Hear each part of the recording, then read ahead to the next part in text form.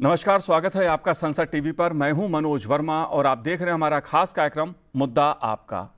आज हम बात करेंगे कराधान और अन्य कानून संशोधन विधेयक 2026 की। लोकसभा ने 6 अगस्त 2026 को कराधान और अन्य कानून संशोधन विधेयक 2026 पारित कर दिया। वित्त मंत्री निर्मला सीतारमण ने लोकसभा में इस विधेयक को पेश किया था। गुरुवार को लोकसभा ने इस विधेयक को पारित कर दिया। ये विधेयक भुगतान और निपटान प्रणाली अधिनियम 2007 में संशोधन करेगा। साथ ही ये विधेयक आयकर अधिनियम 2025 और वित्त अधिनियम 2026 में भी संशोधन करेगा। इस बीच गुरुवार को भी विपक्षी सदस्यों की नारेबाजी के कारण संसद के दोनों सदनों में व्यवधान हुआ, लेकिन इस व्यवधान के बीच विधायी कार्य भी हुआ। विधायी कार्य की दृष्टि से कराधान और अन्य कानून संशोधन विधेयक 2026 क्यों महत्वपूर्ण है, मुद्दा आपका में इस पे चर्चा करेंगे। दो खास मेहमान मेरे साथ इस समय जुड़े हुए हैं। चार्टर्ड अकाउंटेंट सुनील गर्ग जी हमारे साथ जुड़े हैं। सुनील जी, बहुत बहुत स्वागत है आपका संसद टीवी पर। साथ ही हम बात करेंगे वरिष्ठ पत्रकार शुभमय भट्टाचार्य जी से। शुभमय जी, बहुत बहुत स्वागत है आपका संसद टीवी पर। जाहिर सी बात है, अगर विधेयक की बात की जाए तो कराधान की दृष्टि से ये विधेयक खासा क्यों महत्वपूर्ण है और इस बिल को लेकर लोकसभा में क्या कुछ हुआ, आइए देखते हैं। कराधान और अन्य विधियां संशोधन विधेयक 2026 माननीय सदस्य श्री एन के प्रेमचंद्रन जी, माननीय मंत्री जी। Sir, Madam, I rise to move that the bill further to amend the Payment and Settlement Systems Act 2007 and the Income Tax Act 2025 and to amend the Finance Act 26 be taken into consideration. प्रश्न यह है कि Shri N के प्रेमचंद्रन जी द्वारा प्रस्तुत संवैधानिक संकल्प को अस्वीकृत किया जाए। जो सदस्य इसके पक्ष में वो हाँ कहें, जो सदस्य इसके विरोध में है वे ना कहें। मेरे विचार में निर्णय ना वालों के पक्ष में हुआ, ना वालों के पक्ष में हुआ। संवैधानिक संकल्प अस्वीकृत हुआ। माननीय सदस्यगणों, मुझे इस विधेयक पर संशोधन के लिए निम्नलिखित सदस्यों के नोटिस प्राप्त हुए हैं। माननीय सदस्य के राधाकृष्णन जी, माननीय सदस्य राजेश रंजन जी, माननीय सदस्य एन के प्रेमचंद्रन जी, माननीय सदस्य मनोज कुमार जी, माननीय सदस्य डी एम काथिर आनंद जी। माननीय सदस्यों से मेरा अनुरोध है कि सभी सदस्य अपने स्थान पर चले जाएं, प्लीज कृपया कर, क्योंकि ताकि संशोधनों को परिचालित किया जा सके। यदि सदस्य अपने स्थान पर नहीं जाएंगे तो मैं सभी खंड सभा के निर्णय के लिए एक साथ ले रही हूँ। प्लीज आप सब लोग अपने अपने स्थान पर विराजें। प्रश्न यह है कि विधेयक पर विचार किया जाए। जो सदस्य इसके पक्ष में वे हाँ कहें, जो सदस्य विरोध में वे ना कहें। मेरे विचार में निर्णय हाँ वालों के पक्ष में हुआ, हाँ वालों के पक्ष में हुआ। विधेयक पर विचार करने हेतु प्रस्ताव को स्वीकृत किया गया। अब सभा विधेयक पर खंडवार विचार करेगी। प्रश्न यह है कि खंड 2 से 7 विधेयक का अंग बने। जो सदस्य इसके पक्ष में वो हाँ कहें, जो सदस्य विरोध में है वे ना कहें। मेरे विचार में निर्णय हाँ वालों के पक्ष में हुआ, हाँ वालों के पक्ष में हुआ। खंड 2 से 7 विधेयक का अंग बना। प्रश्न यह है कि खंड 1 अधिनियम सूत्र और विधेयक का पूरा नाम विधेयक का अंग बने। जो सदस्य इसके पक्ष में वो हाँ कहें, जो सदस्य इसके विरोध में वे ना कहें। मेरे विचार में निर्णय हाँ वालों के पक्ष में हुआ, हाँ वालों के पक्ष में हुआ। खंड 1 अधिनियम सूत्र और विधेयक का पूरा नाम विधेयक का अंग बने। माननीय मंत्री जी अब प्रस्ताव करें कि विधेयक को पारित किया जाए। Madam, I rise to move that the bill be passed. प्रश्न यह है कि विधेयक को पारित किया जाए। जो सदस्य इसके पक्ष में वो हाँ कहें, जो सदस्य विरोध में है वे ना कहें। मेरे विचार में निर्णय हाँ वालों के पक्ष में हुआ, हाँ वालों के पक्ष में हुआ। प्रस्ताव स्वीकृत हुआ और विधेयक पारित हुआ। विपक्षी सदस्यों के व्यवधान और नारेबाजी के बीच लोकसभा ने कराधान एवं अन्य विधियां संशोधन विधेयक 2026 को पारित कर दिया। हालांकि इस मुद्दे पर लंबी चर्चा की अपेक्षा थी, उम्मीद थी, लेकिन विपक्षी सदस्यों के व्यवधान के कारण इस पर चर्चा नहीं हो पाई और सदन से ये विधेयक पारित हो गया। शुभमय भट्टाचार्य जी, मैं आपसे शुरुआत करना चाहूंगा क्योंकि लोकसभा ने कराधान एवं अन्य विधियां संशोधन विधेयक 2026 को पारित किया है। मैं आपसे ये जानना चाहता हूं कि कराधान एवं अन्य विधियां संशोधन विधेयक 2026 है वो क्यों महत्वपूर्ण है और इस विधेयक को सरकार को पेश करने की इस समय आवश्यकता क्यों पड़ी? ये जो विधेयक है taxation and other laws amendment bill जी। 2026, इसका बेसिकली सरकार की कई सालों से चल रही जो कोशिश है उसके अंतर्गत ये चीज आती है कि भारत को ग्लोबल कैपिटल के लिए एक अट्रैक्टिव डेस्टिनेशन बनाया जाए।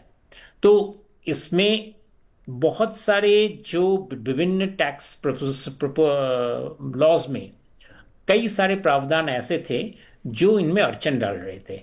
अब देखिए, इनकम टैक्स एक्ट में 2025 में संशोधन किया गया, in fact new income tax act लाया गया, लेकिन बहुत सारे उसके साथ जुड़े हुए टैक्स लॉज में जैसे ब्लैक मनी बिल वगैरह, बहुत सारे में पेमेंट सेटलमेंट सिस्टम्स वगैरह में, बहुत सारे में ऐसे ऐसे प्रोविजंस के जिक्र थे जो इन इनकम टैक्स एक्ट से सही नहीं बैठते हैं।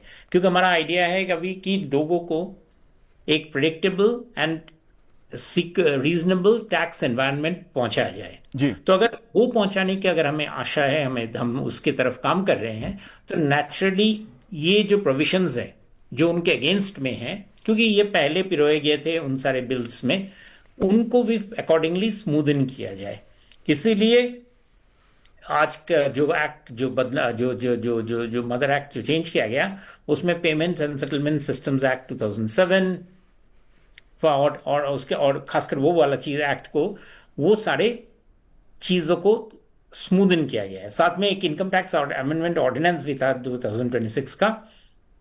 अगेन कई सारे स्कीम्स, कई सारे प्रोविजंस हैं जो स्मूदन करना चाहिए था, इंश्योर स्टेबिलिटी लाना चाहिए था, उनको करने के लिए ये सारी चीजें किए गए। हम बाद में हम इसके बारे में विस्तृत बात कर सकते हैं, बट मोटा मोटी this was the effort and this was the idea जिसलिए इनकम टैक्स जिसलिए आज ये बिल लोकसभा ने पारित किया। जी बिल्कुल शुभमय भट्टाचार्य जी, हम आपसे विस्तार से समझने की कोशिश करेंगे क्योंकि इस विधेयक के जो प्रावधान है जाहिर तौर पर वो बेहद महत्वपूर्ण है। लेकिन सुनील जी, मैं आपसे जानना चाहूंगा, ये विधेयक आयकर अधिनियम 2025 और वित्त अधिनियम 2026 में भी संशोधन करेगा।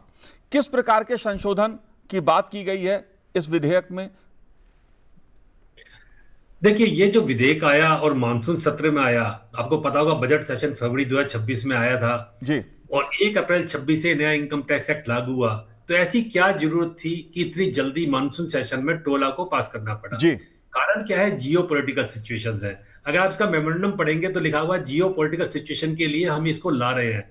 और उसके जो 2 बड़े बदलाव है, मैं आपको बारीकी समझाता हूं कि क्या बदलाव है। जी, अभी क्या है कि 2 बदलाव है, डाटा सेंटर को लेके और एक कॉन्ट्रैक्ट मैन्युफैक्चरिंग को लेके। देखिए, हमारे यहाँ नियम क्या है इनकम टैक्स एक्ट में, अगर कोई फॉरेन कंपनी इंडिया में आके काम करती है तो उसका पीई बन जाता है, परमानेंट एस्टेब्लिशमेंट। और जब हम डीटीएए के साथ डबल टैक्स अवॉइडेंस एग्रीमेंट है तो उसमें लिखा हुआ है कि जब पीई बन जाएगा तो उसकी इनकम पे टैक्स का राइट, सॉवरेन राइट हमारा हो जाएगा जी। अब हमारे पास में क्या था कि 2014 से पहले आपको पता होगा कि केवल 2 मोबाइल मैन्युफैक्चरिंग यूनिट हुआ करती थी, और लेकिन आज हम मोबाइल का नेट एक्सपोर्टर है, हम मोबाइल के 2nd 3rd नंबर के लार्जेस्ट मैन्युफैक्चरर हैं।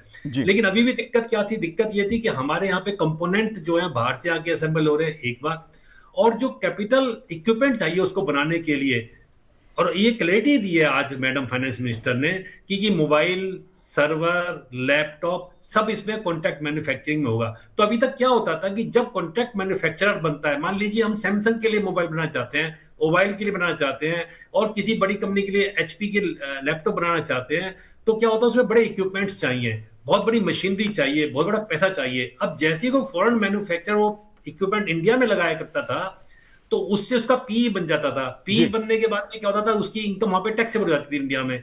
ये छूट दे दी गई है कि आपका पी नहीं बनेगा, कैपिटल जो आप इक्विपमेंट लेके आएंगे उससे हम पी ट्रीट नहीं करेंगे। और ये 2026 के बजट में आ गया था, लेकिन तब एग्जाम्पशन थी केवल 5 साल के लिए, क्योंकि हमें सर्टेनिटी देनी है। जियो पॉलिटिकल सिचुएशन में फॉरेक्स कम हो रहा है हमारे पास में, इसको 2041 तक बढ़ा दिया गया है, यानी 15 साल तक ब्लेंटेंट एग्जाम्पशन दी है कि आइए यहाँ पर इक्विपमेंट लेके आइए, आप पैसा लेके नहीं आना चाहते, आप इक्विपमेंट लेके आइए, मैन्युफैक्चर करवाइए, मेक इन इंडिया करवाइए और उसको बाहर ले जाइए, एक्सपोर्ट ले आइए, हम आपकी जो इनकम है उस पर टैक्स नहीं लेंगे।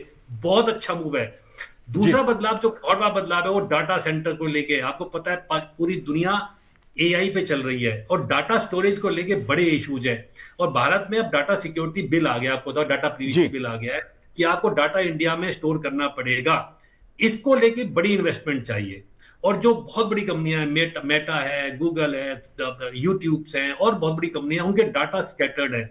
हमने क्या फैसिलिटी दी है, और ये भी बजट 2026 में आ गया था, लेकिन उसमें क्लैरिटी दी है। क्लैरिटी क्या दी है? हमने कहा है कि 2047 तक हम आपसे टैक्स नहीं लेंगे। जैसे मैंने पहले ही बताया था कि जैसी बिजनेस कनेक्शन बनता है इंडिया में या पी बनती है, इंडिया गवर्नमेंट को टैक्सिंग राइट आ जाता है। सरकार ने कह दिया कोई बात नहीं, आप इंडियन कंपनी का डाटा सेंटर है। पहले कंडीशन थी कि आपको ओन्ड होना चाहिए डाटा सेंटर, अब कह दिया लीज मॉडल भी चलेगा। फॉरेन कंपनी आई, उसने डाटा पूरी दुनिया में उससे इस्तेमाल किया, क्लाउड सर्विसेज दी और सर्विसेज दी। अब उन्होंने कह दिया कि आप इंडिया में अगर सर्विसेज देंगे तो इंडियन कंपनी के थ्रू देंगे, आप बाहर सर्विसेज देंगे, आप दीजिए, पैसा कमाइए, हम आपका पी नहीं मानेंगे। आपको टैक्स में छूट दी जा रही है, और छूट भी दी है 2047 तक।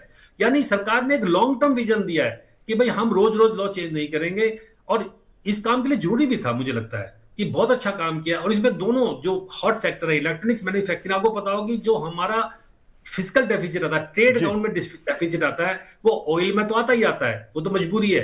लेकिन इलेक्ट्रॉनिक्स कंपोनेंट की इंपोर्ट में बड़ा हम डेफिसिट करते हैं, करंट अकाउंट में, गोल्ड में डेफिसिट करते हैं। तो सरकार ने इस कदम से इस डेफिसिट को रोकने की कोशिश किया था कि फॉरेक्स मजबूत हो, रुपया मजबूत हो, और मेक इन इंडिया, और यहाँ पे एम्प्लॉयमेंट जनरेट हो। जी, जाहिर सी बात है, जो वैश्विक परिस्थितियां हैं उसमें बात चाहे विदेशी निवेश की जाए या बात मेक इन इंडिया की जाए, जाहिर तौर पे कराधान संशोधन विधेयक जो है इन सब समस्याओं को ध्यान में रखते हुए, जो वैश्विक समस्याएं हैं, जो चुनौती हैं, उसको ध्यान में रखते हुए एक बड़ा व्यापक सुधारीकरण की दृष्टि से भी मैं कहूं तो एक बड़ा मूव है सरकार का। और संसद के जरिए इस विधेयक को जो पारित किया गया है, जाहिर तौर पे कहीं ना कहीं इससे देश की अर्थव्यवस्था को भी गति मिलेगी। लेकिन शुभम भट्टाचार्य जी, मैं आपसे जानना चाहता हूं, क्योंकि ये विधेयक भुगतान और निपटान प्रणाली अधिनियम 2007 में भी संशोधन करेगा, तो भुगतान और निपटान प्रणाली से क्या संदेश है, क्या मतलब है इसका?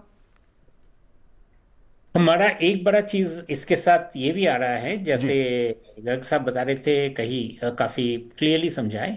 साथ में एक और चीज बता दूं कि ये जो डेट मार्केट में हमारे जो जो गवर्नमेंट बोरिंग मार्केट है, उसमें हम बहुत सारे तब्दीलियां लाए हैं जी। और ये इसलिए लाए हैं क्योंकि इंडियन मार्केट काफी बड़ा हो चुका है, इंडिया के इंफ्रास्ट्रक्चर की बहुत सारी जरूरत है। अभी विदेशी मुद्रा में विदेशी इन्वेस्टर्स हमारे साथ काम करने के लिए तैयार हैं, उत्सुक हैं रादर। तो उनको अगर जो टैक्स एग्जम्पशंस हैं ऑन गवर्नमेंट सिक्योरिटीज, या उनके लिए जो सिस्टम्स है जो वो दूसरे विदेशी बाजारों में उनको जो मिलता है, उन चीज़ों को सिंप्लीफाई करना, उन चीज़ों को उनके लिए इंटरनेशनल बेस्ट प्रैक्टिसेस के साथ एक साथ में संयुक्त करना बहुत ज़रूरी था। और इसलिए पेमेंट सेटलमेंट सिस्टम्स में इसमें बदलाव लाया गया। जैसे हमारे तो इससे क्या होगा, इससे हमारे जो सॉवरेन डेट मार्केट है उसमें और विस्तार आएगा। हमारे G6 के मार्केट है, गवर्नमेंट सिक्योरिटीज जो गवर्नमेंट ऑफ इंडिया फ्लोट करते हैं, उसके इन्वेस्टमेंट में बहुत फायदा आएगा। अब अभी रिसेंटली मैं एक एग्जांपल दूं आपको कि पिछले इनफैक्ट अभी खत्म हुआ है LIC का विनिवेश जी, लाइफ इंश्योरेंस कॉर्पोरेशन। इसमें बहुत ज्यादा उत्साह मिली है रिटेल इन्वेस्टर्स से, फॉरेन इन्वेस्टर्स से।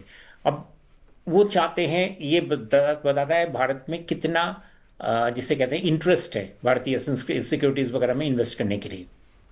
लेकिन वो जब करते हैं ये सब इन्वेस्टमेंट्स विदेश से, तो इसके कई सारे टैक्स इम्प्लीकेशंस बन जाते हैं जो सरकार नहीं चाहती है बने, लेकिन वो पुराने से बने हुए थे, रिजिड सिस्टम्स थे, स्ट्रक्चर्स थे। उन सभी चीजों को इस पेमेंट सेटलमेंट सिस्टम्स की जो अमेंडमेंट्स किए गए, उसको स्मूदन कर जाता है, उसको स्ट्रीमलाइन करता है। और ये मेरे विचार में ये सब बहुत ज़रूरी था।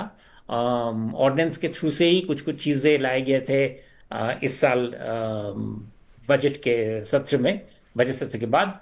और तो इसलिए वो ऑर्डिनेंस को भी शामिल किया गया आज के बिल में। तो कुल मिलाकर अगेन टैक्स सिस्टम में बेसिकली इन्वेस्टमेंट्स को ड्रॉ इन करने के लिए जी जो इंटरेस्ट जो अट्रैक्टिव फीचर्स बनाए गए हैं उन सबको लॉन्ग टर्म बेसिस में हमारे इनकम टैक्स एक्ट में इंक्लूड करने के लिए ये प्रोविजंस किए गए हैं और उसी को ही आज सदन ने पास किया। जी जी जाहिर सी बात है, एक बड़ा बदलाव सरकार आर्थिक दृष्टि से जो देश की अर्थव्यवस्था है उस दृष्टि से लगातार सुधार के माध्यम से लगातार कर रही है। कई बिल पहले भी पास किए गए संसद से, और जो बिल कराधान संशोधन विधेयक गुरुवार को संसद से लोकसभा से पारित हुआ है, जाहिर तौर पर देश में विदेशी निवेश को बढ़ावा देना और विदेशी फंड मैनेजरों के लिए नियम आसान बनाना इसके पीछे मुख्य उद्देश्य है। सुनील जी, मैं आपसे ये जानना चाहता हूं, क्योंकि उद्देश्य इसके पीछे ये भी है कि मेक इन इंडिया को बढ़ावा मिले। जाहिर तौर पर विदेशी निवेश के लिए दरवाजे खुले हैं, लेकिन सरकार का लक्ष्य है कि भारत का जो मैन्युफैक्चरिंग सेक्टर है वो मजबूत हो, मेक इन इंडिया मजबूत हो। इस पहलू को आप कैसे देखते हैं? नहीं, मैंने बताया ना कि जो पहले 2 अमेंडमेंट थी वो मेक इन इंडिया के लिए ही की गई है। इसके अलावा इसमें रफ डायमंड के लिए फॉरेन कंपनी को बुलाया गया है कि आप रफ डायमंड का अगर ट्रेड करते हैं, माइनिंग करते हैं, even you are a foreign company, हम आपसे टैक्स ले लेंगे। और जो भी आप जिक्र कर रहे थे फंड मैनेजर की, बहुत बड़ी अमेंडमेंट की है इस टोला ने फंड मैनेजर को लेके कि आप फंड मैनेजर इंडिया में रिलोकेट कर सकते हैं। होता क्या था, हमारे यहाँ पे एक सेक्शन 9 है, वो क्या कहता है कि अगर आपके कुछ कंडीशंस को वायलेट कर दिया तो फंड मैनेजर जो इंडिया में बैठ के काम इसलिए नहीं करते थे कि कहीं इंडिया में बिजनेस कनेक्शन ना बन जाए। हमारे इनकम टैक्स एक्ट में जो सेक्शन 9 ये कहता है कि अगर आपका बिजनेस कनेक्शन इंडिया में बन गया तो इंडिया को राइट है टैक्स, सॉवरेन राइट है टैक्स कलेक्ट करने का। हम नहीं चाहते थे कि फंड मैनेजर्स, क्योंकि जो पैसा यहाँ पे कमा रहा है जी उसके लिए तो टैक्स कर सकते हैं। तो इस टोला में एक और अमेंडमेंट की है, बड़ी चतुराई से की है। वो कह दिया है कि फंड मैनेजर्स को रिलोकेट करने के बाद में जो पहले 13 कंडीशन हुआ करती थी, उन 13 कंडीशन में हम मान लिया करते थे कि भाई आपका बिजनेस कनेक्शन बन गया, उसको उठा के 5 कर दिया कि भाई 5 कंडीशन आप पूरी नहीं करेंगे तो हम मान लेंगे आपका इंडिया में बिजनेस कनेक्शन नहीं। अब होगा क्या, जो फंड मैनेजर लंदन में बैठे हैं, सिंगापुर में बैठे हैं, वो इंडिया में बैठ के काम करेंगे, हमारी गिफ्ट सिटी में आके काम करेंगे। तो उससे क्या बेनिफिट होगा, अल्टीमेटली वही डेट मार्केट, जो भी मेरे को पैनलिस्ट कह रहे थे कि इंडिया में डेट मार्केट और एफआईआईज को भी छूट दी है इस टोला के माध्यम से। आपको पता होगा 5 जून 2026 को जब ये जियोपॉलिटिकल सिचुएशंस बहुत ज्यादा खराब थी और एफआईआईज पैसा बाहर निकाल रहे थे, शेयर मार्केट गिर रही थी, डॉलर पे रुपया पे प्रेशर आ रहा था और डॉलर बढ़ता जा रहा था, तो सरकार ने एक निर्णय लिया था कि एफआईआईज अगर गवर्नमेंट सिक्योरिटीज में, एफआईआईज या बैंक्स गवर्नमेंट सिक्योरिटीज या गवर्नमेंट बॉन्ड्स में पैसा लगाएंगे तो हम उसमें कैपिटल गेन को एग्जाम्प्ट कर देंगे। उसको क्योंकि ऑर्डिनेंस से लाए थे, उसको भी एक्ट में ले आए हैं कि एफआईआईज ने अगर गवर्नमेंट सिक्योरिटीज में पैसा लगाया या बॉन्ड्स में पैसा लगाया या बैंक्स फॉरेन बैंक से लगाया तो हम उससे कैपिटल गेन चार्ज नहीं कर रहे हैं। तो ये दो जो स्टेप्स उठाए हैं, जो मैंने बताया कि फंड मैनेजर का रिलोकेशन को लेके टैक्स को छूट दी है और एफआईआईज को कैपिटल गेन से बिल्कुल एग्जाम्प्ट कर दिया है, वो भी एक वेलकम मूव है। एक तीसरा वेलकम मूव इसमें एक्ट में किया है, वो किया है रीट्स को लेके। आपको पता होगा रियल एस्टेट इंफ्रास्ट्रक्चर ट्रस्ट आजकल बहुत चल रहे हैं, बिजनेस ट्रस्ट बहुत चल रहे हैं, और उसमें होता क्या, पास थ्रू स्टेटस होता है। ये हमारी माननीय वित्त मंत्री जी से अनुरोध था और शायद सरकार तक हमारी बात पहुंच गई है, ये बड़ा धन्यवाद है आपके चैनल का, भी पहले भी जिक्र किया था। उसमें एक छोटा सा टेक्निकल इशू था कि अगर special purpose vehicle old regime में है तो पास थ्रू स्टेटस मिलता था डिविडेंड के ऊपर शेयर होल्डर को, कि आप ओल्ड रिजीम में है तो शेयर होल्डर को डिविडेंड एग्जाम। लेकिन अगर वो नए रिजीम में चला जाता था स्पेशल पर्पज व्हीकल एसपीवी, तो फिर पास थ्रू स्टेटस यानी डबल टैक्सेशन की सिचुएशन आ गई थी। ट्रस्ट भी टैक्स दे रहा था, बिजनेस ट्रस्ट भी टैक्स दे रहा था और dividend pay tax share holder के हाथ में लग रहा था। सरकार की ऐसी नियत नहीं थी, लेकिन चूंकि टेक्निकल इशू था, बाद में सरकार से हमने अनुरोध किया, इस टोला में उसको भी चेंज कर दिया, उसको ठीक कर दिया, दुरुस्त कर दिया है कि हाँ, अब चाहे नए रिजीम में होगा स्पेशल पर्पज व्हीकल या पुराने रिजीम में होगा, कोई टैक्स नहीं लगेगा, पास थ्रू स्टेटस। यानी जिन इन्वेस्टर्स ने, और बहुत सारे लोग पैसा लगाते हैं आजकल बिजनेस ट्रस्ट के यूनिट्स में, उनको अब ये स्टेटस टैक्स फ्री का मिलेगा। हाँ, सरकार ने क्या किया कि थोड़ा सा उसका सरचार्ज बढ़ा दिया है एसपीवी के ऊपर कि आपसे 15% एडिशनल चार्ज लेंगे। तो ये वेलकम मूव है, सारे के सारे बड़े टाइमली स्टेप्स लिए गए सरकार ने। जी बिल्कुल, सरचार्ज बढ़ा दिया है। लेकिन शुभमय जी, मैं आपसे ये समझना चाहता हूं, कहीं ना कहीं राजस्व को से जुड़ा जो पहलू है, राजस्व से जो जुड़ी चुनौती है, उस पहलू को आप कैसे देखते हैं, उस पर आपका कहना क्या है? नॉर्मली इन सारे जो चेंजेस होते हैं उसमें राजस्व दिखा जाता है, लेकिन सबसे ज्यादा चीज देखा जाता है कि इन्वेस्टर कॉन्फिडेंस, इन्वेस्टर कॉन्फिडेंस को किस हद तक, खासकर ग्लोबल इन्वेस्टर कॉन्फिडेंस को किस हद तक हम अपने पॉलिसीज में ला रहे हैं, अपने सिस्टम्स को में इनकॉर्पोरेट कर रहे हैं। डेफिनेटली आप अगर देखेंगे इस साल जो हमारे foreign investments, foreign portfolio investments Indian market में, वो जो बीच में डिप कर गया था वो करेक्शन होकर अभी काफ़ी इम्प्रूव किया है। जुलाई पहला मंथ है कई महीनों के बाद जब हमारा net inflow of foreign investments positive रहा है। तो जब पॉजिटिव रहता है तो नेचुरली रिजल्ट ये होता है कि गवर्नमेंट के लिए भी जो टैक्स रेज करते हैं इन मार्केट से वो बढ़ जाता है। विनिवेश की बात हमने ऑलरेडी कहा कि विनिवेश में एक बहुत बड़ा उछाल आया है, कई कई कई ऑलमोस्ट 1-1.5 साल के फ्लैट ट्रेंड्स के बाद। जी। तो ये बताता है कि हम राइट डायरेक्शन में मूव कर रहे हैं और ये फायदा देता है देश को कि जो हमारे देश के जो इन्वेस्टर्स हैं, हमारे देश में जो रिटेल इन्वेस्टर्स हैं, उनके लिए खासकर ये एक बहुत बड़ा कॉन्फिडेंट चीज़ हो जाता है। आप देखेंगे कि पिछले कई महीनों से जब फॉरेन इन्वेस्टर्स हमारे मार्केट से विड्रॉ कर रहे थे तो रिटेल इन्वेस्टर्स बड़ी संख्या में हमारे मार्केट में बने हुए थे। जी। ये जो कॉन्फिडेंस है उनका, vote of confidence in Indian market, उसका बेनिफिट अभी उनको मिलेगा कि जब हमारे टैक्सेशन सिस्टम्स वगैरह और इम्प्रूव होते हैं, इम्प्रूविंग जियोपॉलिटिकल सिचुएशन के चलते, तो उनको भी इसका बेनिफिट्स मिलेगा, उनके होल्डिंग्स में के वैल्यू में इजाफा आएगा।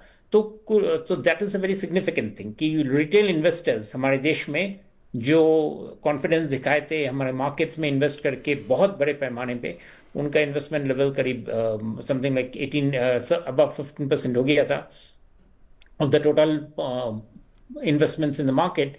वो अभी हमारे लिए, उनके लिए खासकर बहुत बड़ा फायदेमंद सिद्ध होगा। So overall it's a win win situation. जी जी। सुनील जी, यूपीआई नियमों में भी बदलाव की ओर संकेत है, इसको आप कैसे देखते हैं और इसकी आवश्यकता क्यों है?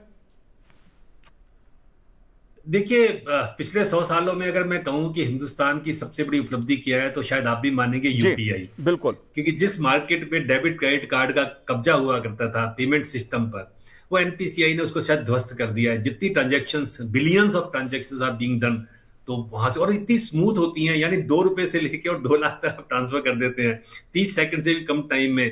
तो अब सरकार ने क्या किया, उसको मैंडेट देने की कोशिश की है कि देखिए अभी क्या है कि क्योंकि जब वॉल्यूम बहुत बढ़ रहा है, अभी सब कुछ फ्री है, तो सरकार डेबिट क्रेडिट चार्ज में भी तो आप पैसा लेते हैं, और वो चार्जेस कितने 0.2 से 0.3%। अल्टीमेटली इसका भी जो इफेक्ट आएगा वो यूजर पे नहीं आने वाला है। वो जो वेंडर है जो पैसा कलेक्ट कर रहा है, यानी जो दुकानदार है जिसके लिए पैसा है, उसके लिए चार्जेस और डेबिट क्रेडिट कार्ड भी देने पड़ते थे, तो सरकार ने उसको मैंडेट कर दिया। अभी लगाया नहीं है, अभी एक मैंडेट दिया है कि लगा सकते हैं, मतलब एक कानून की प्रोटेक्शन दे दी है, लगा सकते हैं।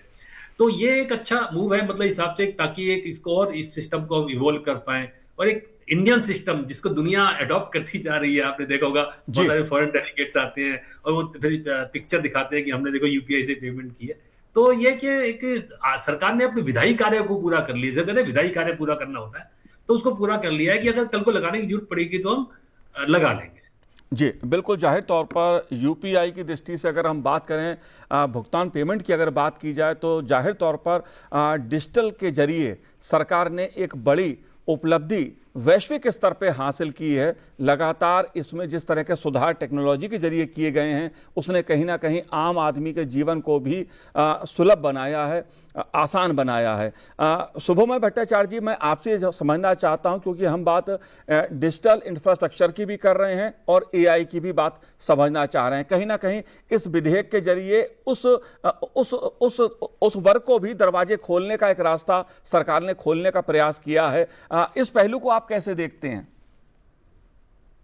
यूपीआई में चेंजेस अभी होते रहेंगे, बिकॉज यूपीआई के जो चेंजेस हैं वगैरह, वो जैसे टेक्नोलॉजी बढ़ रहा है, जैसे गर्ग साहब बता रहे थे, वो चेंजेस अभी हो रहे हैं और भी होते रहेंगे। इसलिए वो करना ज़रूरी है। किस तरीके से कंपनीज इसका फ़ायदा उठाते हैं वो हम आगे चल के पता चलेगा। ये बात सही है कि डिजिटल पब्लिक इंफ्रास्ट्रक्चर में एक बुनियादी संस्कार भारत ने किया है इसका जिक्र वर्ल्ड बैंक के डेटा पेपर्स में भी इसका बहुत बड़ा डिस्कशन किया गया है। बहुत सारे देश इसको इम्प्लीमेंट करने की सोच रहे हैं। किस तरीके से ये आगे चलेगा और किस तरीके से इसका जाल विस्तृत होगा हमारे देश के बाहर भी, जो वो उसके तरफ हमारा ध्यान रहेगा। इनफैक्ट ऑलरेडी 17 के करीब देश इन प्रिंसिपल एक्सेप्ट कर चुके हैं कि यूपीआई के थ्रू से वो भी अपना पेमेंट सिस्टम करेंगे। आप अगर इसको देखें तो let me put it this way, जी। अमेरिका बेस्ड जो कार्ड सिस्टम है, क्रेडिट कार्ड सिस्टम है, जी, वो का सबसे बड़ा ऑल्टरनेटिव पेमेंट सिस्टम दुनिया में अगर बना है तो वो इंडिया में बना है और वो यूपीआई सिस्टम है। इसलिए वी शैल बी ये एक बहुत बड़ा चीज़ है जो हम आगे इसका डायरेक्शन क्या रहेगा, इसका किस तरीके का बदलाव आएगा, उसके तरफ हमारा इंटरेस्ट रहेगा। और आपने देखा होगा खुदरा व्यवसाय के लिए, खुदरा ट्रेड के लिए 2000 से नीचे का कोई भी पेमेंट के ऊपर payment MDR charges, merchant discount rates charges नहीं रहेगा। और बेसिकली वही बात है कि टैक्सेशन लॉज में कहा गया है कि द कंपनीज को कैपेसिटी है, एलिजिबिलिटी है। ये नहीं कि टैक्स कंपनीज लगाएंगे उसके ऊपर। मार्केट में कंपटीशन है तो जाहिर है कि ज़्यादातर कंपनीज कोशिश करेंगे कि इस तरह के चार्ज ना लगा के ही कंपटीशन किस तरीके से किया जाए, या बहुत ही मिनिमल चार्जेस लगा के रखे ताकि उनके जो जाल विस्तृत हो रहा है उस जाल में कोई उनके ऊपर प्रेशर्स ना आए, उनको अपना स्टेप्स को विड्रॉ ना करना पड़े। तो दीज आर इंटरेस्टिंग डेवलपमेंट्स जो जिसके तरफ हमारे ध्यान बना हुआ रहेगा। जी। तो लेट्स व्हाट हैपेंस। जी जी, एक आखिरी सवाल सुनील जी मेरा आपसे है, क्योंकि इस विधेयक का जो उद्देश्य है वो भारत को वैश्विक पूंजी विनिर्माण और व्यापार के लिए अधिक सशक्त बनाना, आकर्षक और भरोसेमंद गंतव्य बनाना है। मैं ये आपसे ये समझना चाहता हूं, अगर रोजगार की बात हम करें उस दृष्टि से ये विधेयक कितना भविष्य में कारगर साबित हो सकता है? देखिए, मैंने बताया ना कि इसमें 2-3 बड़े ही दूरगामी और प्रभावशाली वो हैं परिवर्तन किए गए हैं। दुनिया डाटा पे चल रही है, एआई का जमाना है। थोड़ा हम एआई में पिछड़े, लेकिन अब हम इसको लीड करना चाह रहे हैं। देखिए, चिप मैन्युफैक्चरिंग थी, आज से 2 साल पहले हम कोई चिप नहीं बनाया करते थे, हम चिप में लीड कर रहे हैं, मोबाइल फोन में लीड कर रहे हैं। तो मैन्युफैक्चरिंग, मेक इन इंडिया। और आपने देखा होगा जून का अगर पीएमआई इंडेक्स आप देखते हैं तो 55 था मैन्युफैक्चरिंग का। अच्छा, बहुत अच्छा था। टैक्सी कलेक्शन देखो, जुलाई में 2,11,000 करोड़ जीएसटी कलेक्शन है, यानी 2 लाख करोड़ क्रॉस कर गई है। डबल डिजिट में ग्रोथ है टैक्स कलेक्शन की भी। मैन्युफैक्चरिंग सेक्टर बहुत बड़ा सेक्टर है, एमएसएमई बहुत बड़ा सेक्टर है रोजगार देने के लिए। एआई का ज्यादा डाटा सेंटर के लिए इन्होंने छूट दी है। उसका पर्पज ये है कि जो हमारे स्किल्ड बच्चे आ रहे हैं, इंजीनियर्स आ रहे हैं, वो एआई में लीड करें, डाटा में लीड करें, जो कि नई वैश्विक चुनौतियों का सामना अगर आपको करना है तो आपको फॉलोअर नहीं बनना जी, आपको लीडर बनना है। और जब से मुझे लगता है मोदी जी आए, हमने 2-3, चाहे वैक्सीन का काम हो चाहे इनका काम हो, हम लीडर की तरह बिहेव कर रहे हैं। तो एक बदलाव है ये। चाहे डिफेंस एक्सपोर्ट की बात कर लो, तो ये जरूरत था, इसीलिए सरकार ने इसको मानसून सत्र में ही पास करवाया। जी, जाहिर सी बात है, जो वैश्विक चुनौतियां हैं, जो वैश्विक परिस्थितियां हैं, उस सब के बीच भारत की अर्थव्यवस्था बेहतर हो, मेक इन इंडिया की दृष्टि से भारत का जो इंफ्रास्ट्रक्चर है वो मजबूत हो, देश में रोजगार के अवसर बढ़ें और जो डिजिटल इंफ्रास्ट्रक्चर है वो और बेहतर हो और वैश्विक स्तर पर उसका एक व्यापक असर हो। जाहिर तौर पर लोकसभा ने कराधान एवं अन्य विधियां संशोधन विधेयक 2026 को जो पारित किया है, जाहिर तौर पे कहीं ना कहीं उसका असर देश की अर्थव्यवस्था पर, देश के कारोबार की जो परिस्थितियां हैं उन सब पर पड़ेगा। सुनील जी, शुभमय जी, आपने संसद टीवी से बात की, बहुत बहुत शुक्रिया, बहुत बहुत धन्यवाद हमसे बात करने के लिए। तो आज इस कार्यक्रम में इतना ही, मुझे दीजिए आज्ञा, नमस्कार।